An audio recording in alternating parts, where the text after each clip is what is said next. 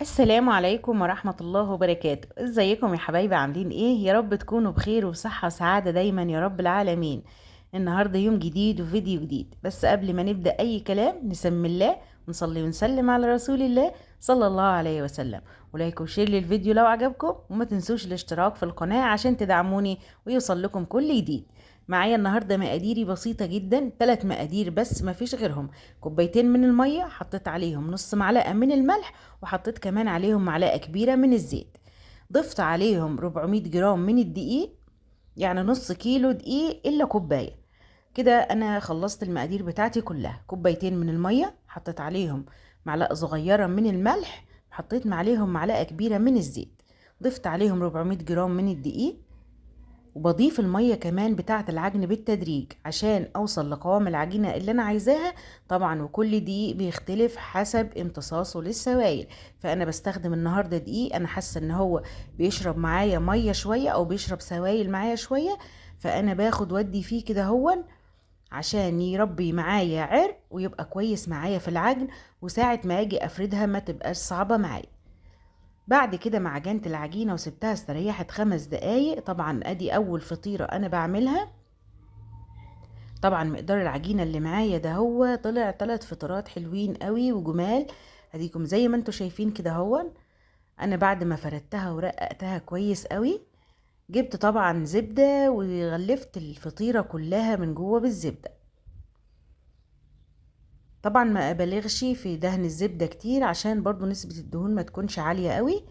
هبدأ اطبق بالطريقة اللي انتوا شايفينها دي. باخد الاطراف اليمين والشمال كده هون، بحاول اوزع الزبدة كويس قوي عشان يبقى مورق معايا من جوه، ما يبقاش مكاتم ولازق في بعضيه.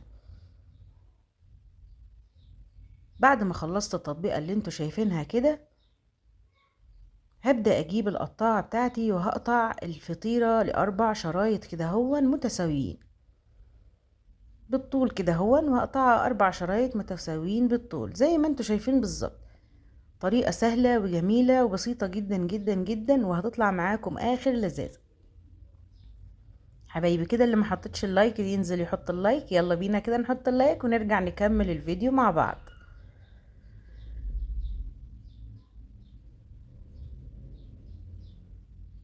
بلفها رول زي كده هون، باخد كل طرف والتاني على بعضيه وبلفها رول زي كده لغاية ما اخلص المقدار اللي معايا كله. شايفين الطريقة كده بالظبط زي ما انتوا شفتوها. هاخدها كده على الصاجة، وهتكون دهنة الصاجة بالزبدة برضو، وهدبها كده او ابططها زي ما انتوا شايفين كده. مش عايزاها تكون رفيعة قوي، لا انا حلوة كده، الحجم عندي حلو قوي كده هو. هضيف هحطها قصدي على درجة حرارة 150، وهحاول ان انا الف الصاج من وقت للتاني عشان تاخد اللون الجميل اللي انتوا شايفينه الذهبي ده، وهتطلع معاكم اخر لذاذة. بسيطة وجميلة جدا ولذيذة، جربوها هتعجبكم. مقرمشة وجميلة جدا، مقرمشة من بره وطرية من جوه، وطعمها خرافي خرافي خرافي، يعني بطريقة يعني طريقة جميلة جدا. ادي شايفين كده التسوية بتاعتها من تحت حلوة قوي. هي طبعا كانت هنا سخنة ولسه طالعة من على الفرن كده. بعد ما ركنتهم وبردوا شوية، هبدأ كده ايه اوريكم القلب من جوه عامل ازاي والتوريقة بتاعتها عاملة ازاي. طبعا مقرمشة من بره وخطيرة جدا جدا جدا زي ما انتوا شايفين كده. شايفين التوريقة بتاعتها عاملة ازاي كده، تحسوا انها ورقة ورقة طالعة من بعضها كده وجميلة جدا، والقرمشة بتاعتها خطيرة. شايفين يا جماعة عاملة ازاي كده؟ هتفكيها كده زي ما تكوني بتفك في بكرة خيط. سلسة وجميلة جدا وسهلة وبسيطة. جربيها ان شاء الله هتعجبكم، وهتطلع من ايدك زي الفل يا ست الكل. ما تنسوش بقى تدعونا بلايك والاشتراك في القناة عشان يوصل لكم كل جديد، وعشان الفيديو يوصل لأكبر عدد من الناس، وكلنا نستفاد ونشتغل كده حاجات حلوة كلنا مع بعض.